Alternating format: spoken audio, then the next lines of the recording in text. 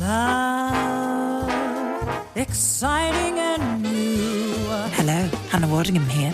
Have you seen the fabulous new Sun Princess? World-class entertainment, exceptional dining, and the greatest pizza ever. It's a love. Don't miss our Come Aboard sale with up to 40% off and free room upgrades. Visit princess.com or call your travel advisor to book. Princess Cruises. Terms and restrictions apply. Offer ends 2/28/25. Ships at Bermudan and British Registry. Are negative Google reviews hurting your business? Don't let unfair feedback cost you customers. At Webamax, we specialize in removing false, misleading, and damaging reviews so your online reputation stays strong. Our expert team works quickly and legally to clean up your digital presence, helping you rebuild trust. Visit us on the web at www.gowebamax.com. That's GOWEBIMAX.com, or text us for a free quote at 856-840-8343. Don't let bad reviews define you. Get immediate help from Webamax. So good, so good, so good. Get ready, because it's time to save at your Nordstrom Rack store. Now through February 23rd, take an extra 40% off red tag clearance boots, jackets, and sweaters. We're talking the best cold weather styles from Vince, Cole Haan, Sam Edelman, and more. All on sale for even less. All sales final. You never know what you'll find, but you know it's gonna be so good. Great brands, great prices. That's why you rack. You know what's smart? Enjoying a fresh gourmet meal at home that you didn't have to cook. Meet Factor, your loophole in the laws of mealtime. Chef-crafted meals delivered with a tap, ready in just 2 minutes. You know what's even smarter? Treating yourself without cheating your goals. Factor is dietitian approved, chef prepared, and you plated. Pretty smart, huh? Refresh your routine and eat smart with Factor. Learn more at factormeals.com. This episode is brought to you by Atlassian. Atlassian makes the team collaboration software that powers enterprise businesses around the world, including over 80% of the Fortune 500. With Atlassian's AI-powered software like Jira, Confluence, and Loom, you'll have more time to do the work that matters. In fact, Atlassian customers experience a 25% reduction in project duration per year. Unleash the potential of your team at Atlassian.com. Atlassian.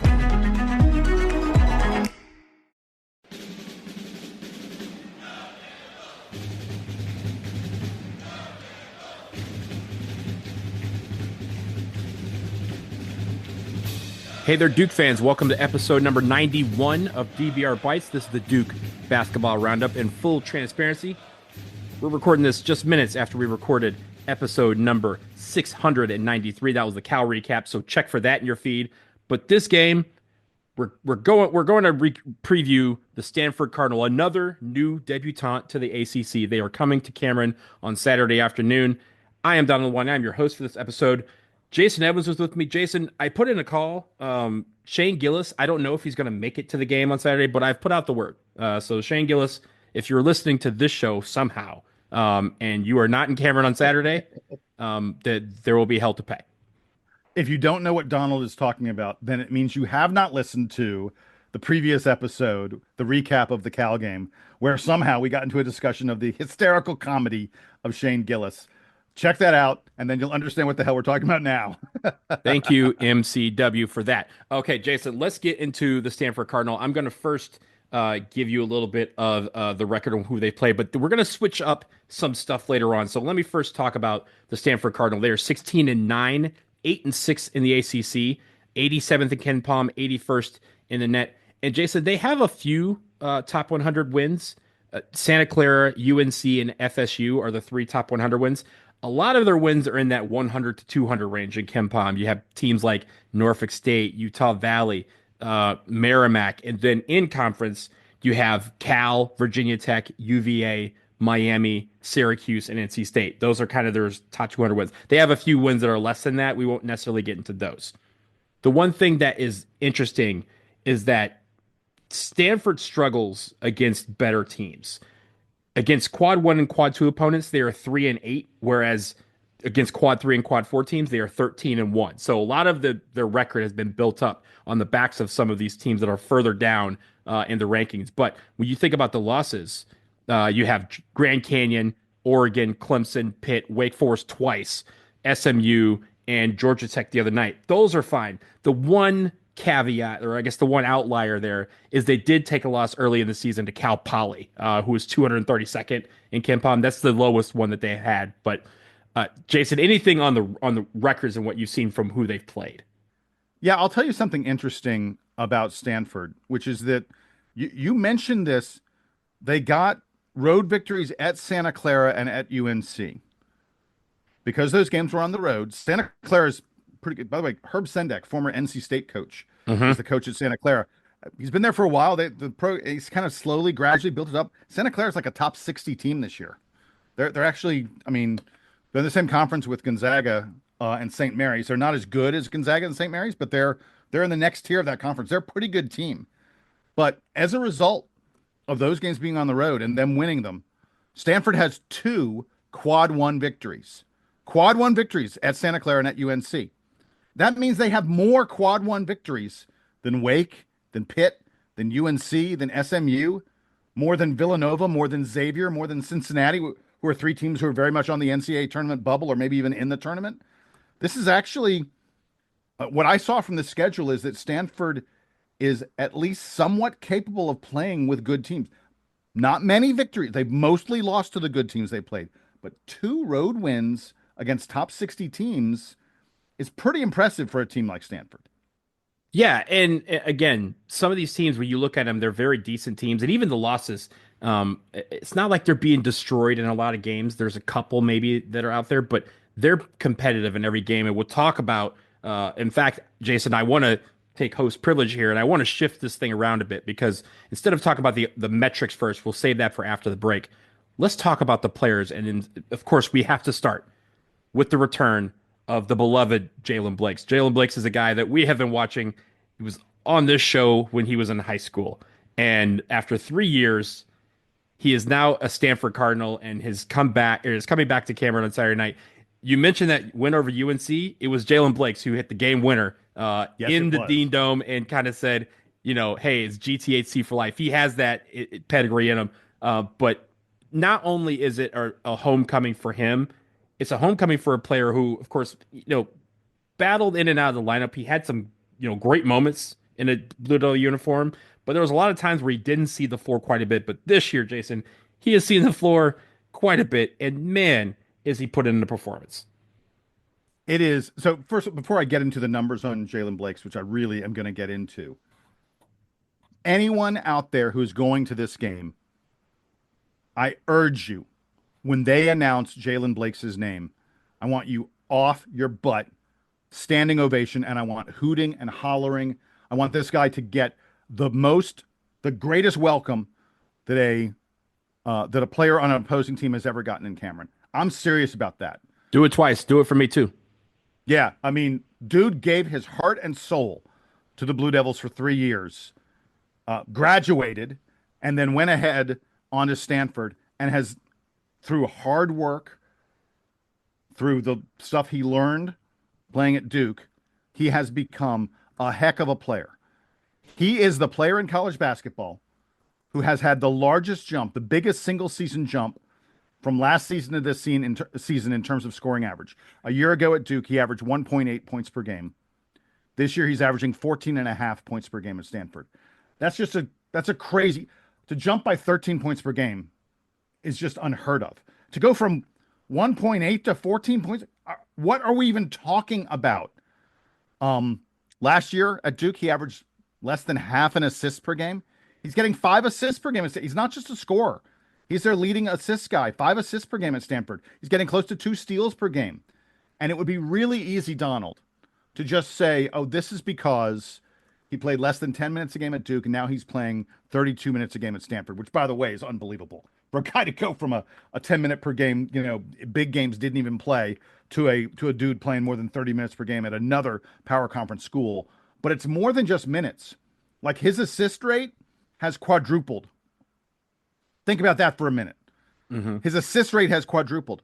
He's gone from a guy who rarely initiated the offense at all. Like at Duke, he averaged drawing just 2.1 fouls per 40 minutes, which is just not a very high number. He's now someone who's relentlessly attacking the basket. He's drawing more than 5.6 fouls per 40 minutes. Like one of the things Duke needs to worry about is when Jaylen Blakes goes on the attack, does it get a Sion James or a Tyrese Proctor in foul trouble? A year ago, he attempted just 19 three-pointers on the season. This year, he's at 73. His rate of shooting threes is just stratospherically higher than it was at Duke. Now, in fairness, he's not hitting a lot of them. He's only hitting about 31% of his threes, but at least he's a threat from out there. At Duke, frankly, he wasn't a threat at all. I mean, the usage rate has gone up tremendously, right? From when yeah. even when he was on the floor, and this is from a guy who we recall those that the 2 games over Christmas or whatever, where he had to start because of a lot of guys being out due to COVID. Yeah, he had 19 points. His sophomore 19 year, points. it was like December of his sophomore year. Derek Lively was out. Derek Whitehead was out. Yep. And he was called into starting, and he led us in scoring in one of those games. And both of them, 19 points in each game. Yeah. He tied for scoring in one, but the other one, I think, against Wake Forest, he led the scoring there. And again, it was he always did what was asked of him. If he was asked to come in and provide 1 minute of defense, he would do that. If he was asked to start and try and provide some sort of scoring, he would lead the team in scoring. I think all of those things that he did, and even those games where he didn't get into the game at Duke, prepared him for this year, because the one thing, Jason, that cannot be statified, quantified, is the increasing confidence that he possesses being on the Stanford Cardinal this year, being a starter. And you see it reflected in all of these stats that you've mentioned. The fact that he's taking more shots, the fact that he's kind of serving as a captain of this team and kind of leading this team by example, and has the ever-loving smile still that he possessed at Duke. So the confidence that I've seen in him is really what has turned around the fact that he has become a tremendous player for the Cardinal. Yeah, and he's blossomed into the second best player on a legit ACC team that's right, in the upper middle of the pack in the ACC. He's the second best player, and there's no shame in that, because he is second to Maxime Reynaud. Max Reynaud. Who's a beast. Max Reynaud is going to finish second in the ACC to Cooper Flagg in the Player of the Year race. But he's having a hell of a season. 7'1", 245-pound center. He's averaging 19.9 points per game, just a shade under 20 points per game, and 11.5 rebounds per game. He leads the nation. Every player in the country, he leads the nation in double-doubles. He has 20 double-doubles in their 25 games this year. And he is not just a big man who camps out in the middle. He is a complete player. He can score in the post with a variety of moves, but he's also excellent at stepping outside and burying three-pointers. Get this, he's taken 133 threes on the season. 133 threes. Just so you understand, Con Knipple and Tyrese Proctor, the 2 guys who shot the most threes for Duke, are right around 140. So Maxime Reynaud is shooting almost as many threes as Duke's wings are. And this is a 7'1" center. And he's leading the team in number of threes attempted, too. Yeah. Yeah, if you go up and just guard him from the three-point line, he'll go around you and power dunk. Dude, he rams. He just yams that ball. It's hard to describe how good he is at all different aspects of the game. He's not that great. The one thing Maxime Reynaud is not that great at is hitting his three-pointers. I mentioned he shoots a lot of them, but he only hits them at about a 31% rate. This guy is, a super high usage player. He's the guy that they go to on about a third of their possessions. What you don't want to do with him is you don't want to put him on the line. This is kind of amazing. There was a time in Maxime Reynaud's career where he struggled to hit 60% of his free throws. He's fixed that. Donald, I'm not sure if you've seen the number. In ACC play so far this season, Maxime Reynaud is 44 of 47 from the free throw line. That's almost 94%. Yeah, that's good. I hear. I used to do that once, and then I guess he took my powers as I regressed in age. Yeah, wow. Now he's not a great shot blocker for a guy who's 7'1". He's not a great shot blocker. He blocks, just barely 1 shot per game. But he is a stud rebounder. He is 5th in the nation. I just said that. 5th best guy in the nation in terms of his defensive rebounding rate. If you miss a shot, he's grabbing it. He's a pretty good offensive rebounder, not as good as he is at defensive rebounding. He also has nice mobility. He has decent quickness. He does not get entirely lost when he's defending smaller players. I'm not saying that this is a guy who's gonna, if he gets stepped out onto Cooper Flag, he's gonna be just fine. But this is a guy who does a decent job when he gets switched onto someone.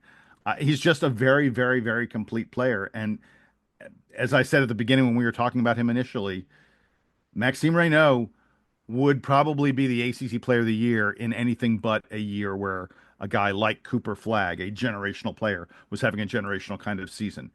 20 and 11. Guys like that just don't grow on trees.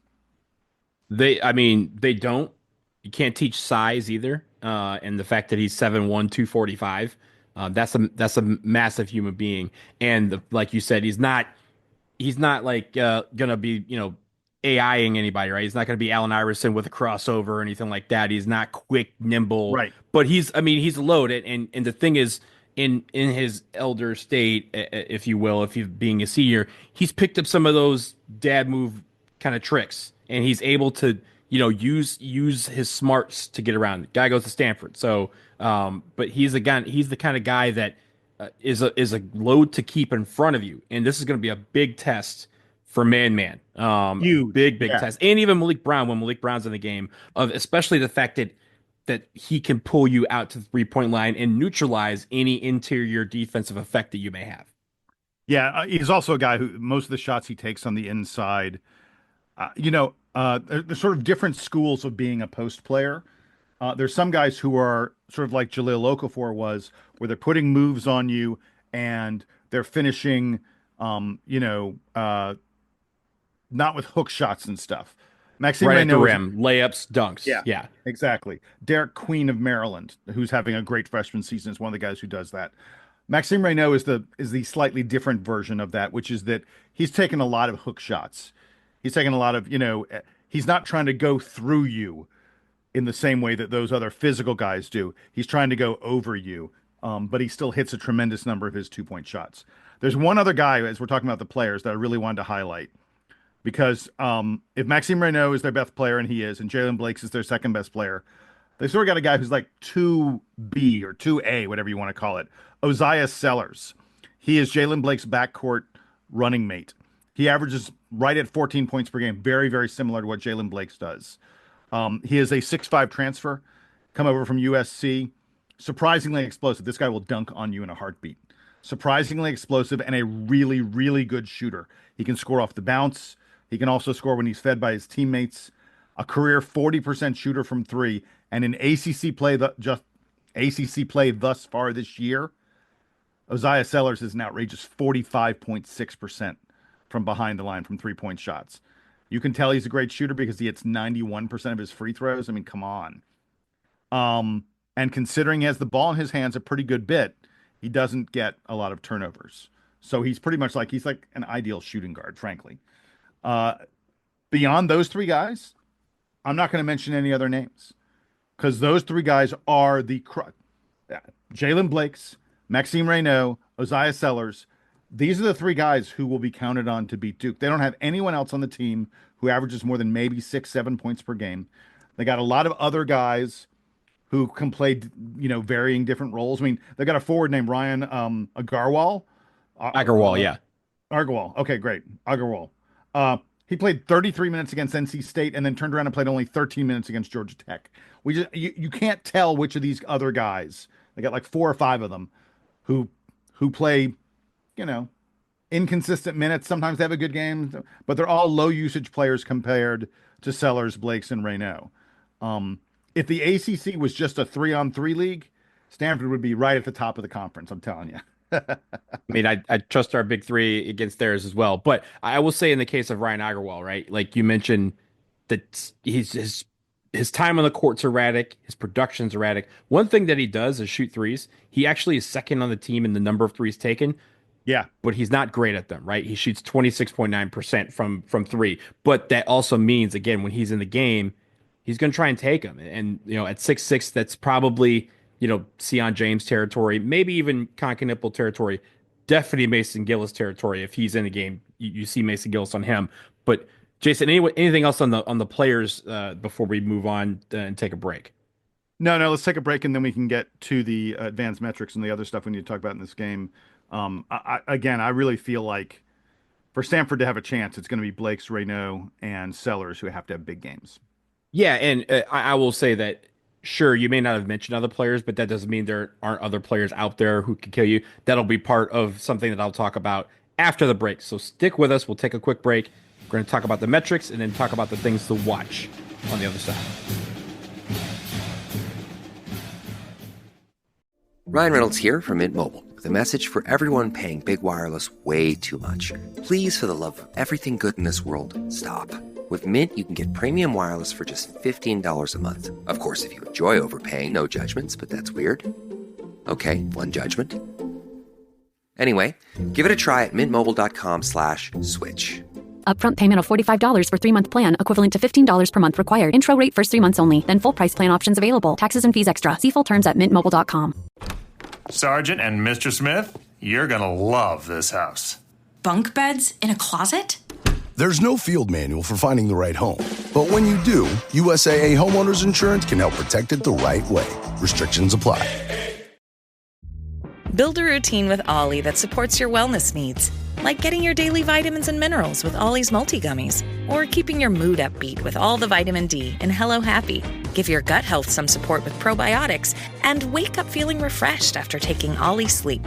Do wellness on your terms. Find Ollie at a Walmart or Target near you or at ollie.com. These statements have not been evaluated by the Food and Drug Administration. This product is not intended to diagnose, treat, cure, or prevent any disease. Shop the Home Depot's biggest bath event of the year and get up to 40% off select online vanities. Plus, get it delivered for free. Whether you're going for trendy and modern or cozy and timeless, there's a vanity that will perfectly complement your style. Get up to 40% off select online vanities only at HomeDepot.com. The Home Depot. How doers get more done. I think I just won my taxes. Yeah? I just switched to H&R Block in about 1 minute. All I had to do was drag and drop last year's return into H&R Block, and bam, my information is automatically there. So I don't have to go digging around for all my old papers to switch? Nope. Sounds like we just leveled up our tax game. Switching to H&R Block is easy. Just drag and drop your last return. It's better with Block.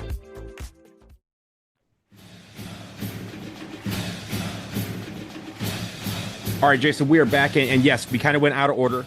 If you're joining us late in this podcast, I don't know how you do that, but if you're joining us late, we normally start with the metrics on offense and defense. We switched that around because we wanted to talk about Jaylen Blakes and the rest of the Stanford players, but now we get into the analytics. Jason, talk about the offense, talk about the defense, and what Stanford does well, and the things that we can take advantage of. Yeah, this is one of those teams. Sometimes you get a team and there are a couple things that jump out at you that are like really remarkable, and then some things that are maybe really remarkable on the other way. Stanford's not really a team like that, so I'm going to be kind of quick here on the metrics. They are number 87 in Ken Palm, 81st in the net. A little bit better on offense than they are on defense. They're like 81st on offense, 115th on defense. Let's talk about the offense first. What they do right on offense is they don't turn it over very much. Top 60 in the nation at turnover percentage, and I'm going to go ahead and say it. The fact that they have Jaylen Blakes as their point guard and that they are not a team that turns it over very often, full props to them, because I really thought, Donald, I said this a year ago when Jaylen Blakes entered the transfer portal. I was like, that guy's going to lead some conference in steals and also in turnovers. And he's done a really nice job of getting the turnovers under control. And as a result, Stanford is a good team in terms of turnover percentage.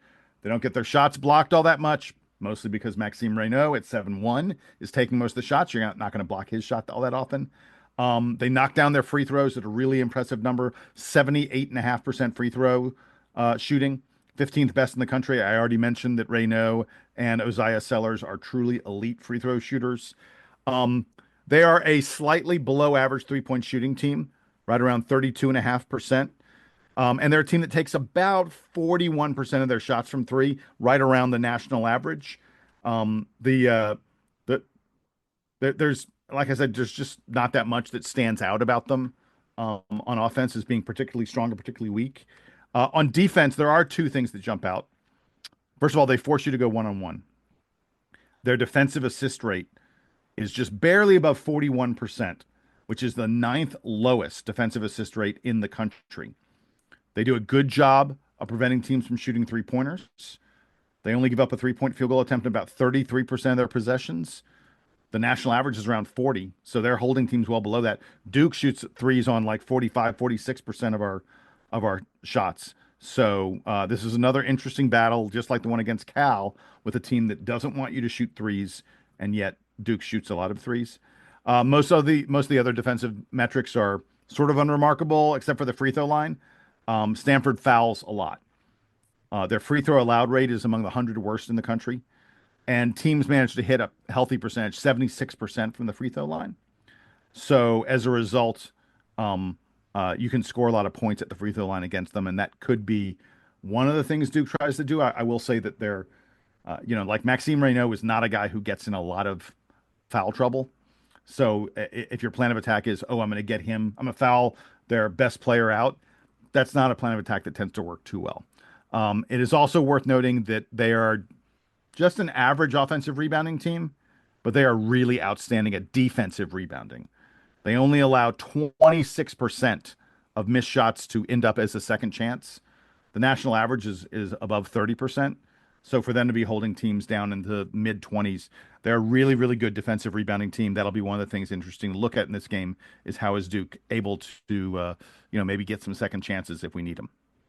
Yeah, you mentioned the free throw percentage, right? The amount of times that they foul and people go to the line. It's interesting considering the fact that if you look at the stats, there's not guys that foul a ton, right? It's not like one guy who fouls gets getting 5 fouls every game. The fouling is spread out, and I don't know why that is. It's not something that's apparent in watching the games. I think it's because, again, Reynaud is not a guy who fouls a lot. He knows that they need him on offense.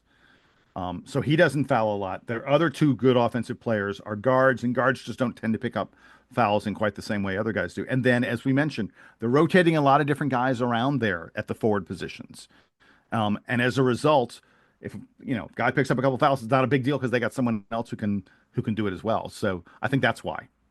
Well, also, and Kyle Smith, their coach, will leave them in with 2 fouls. They have a lot of guys who play with 2 fouls in the first half. So it's not like a couple games ago when we saw where I forgot who we played where it was like 2% of their minutes came from guys with 2 fouls.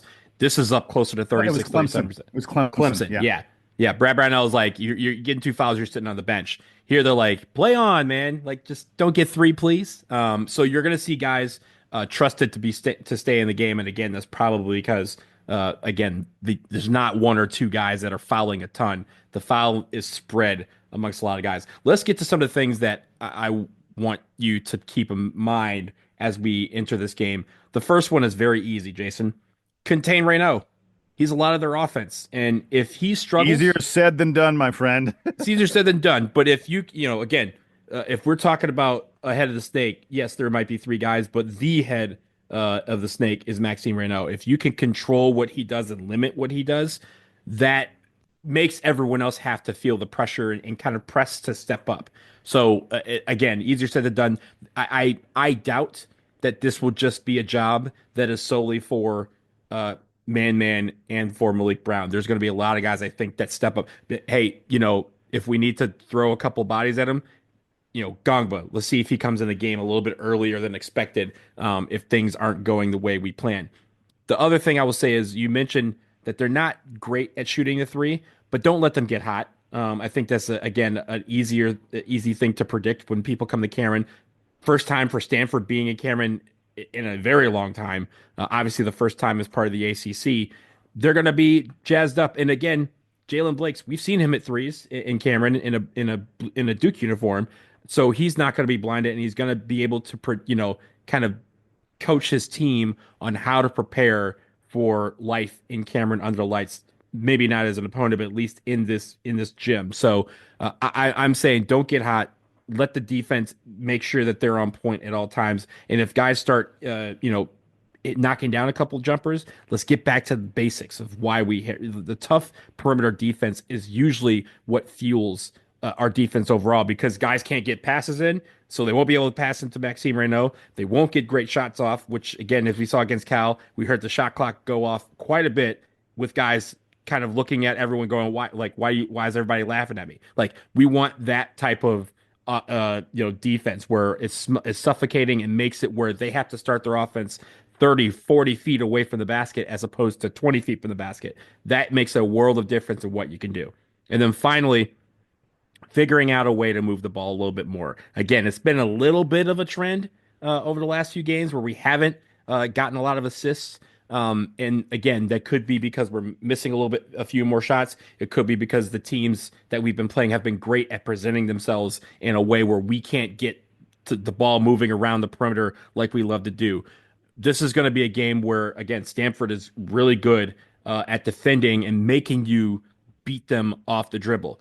That's obviously not something that we can that is normally our game, but it's obviously something that we can do. But I'm looking for this team to kind of get back to the basics of moving the ball around, passing their way through some of these traps that Stanford may set, especially for Cooper Flagg and Concanipple. I think the really cool thing that we saw on Wednesday night is, as we kind of mentioned in the recap for Cal, we saw Man get a couple of assists.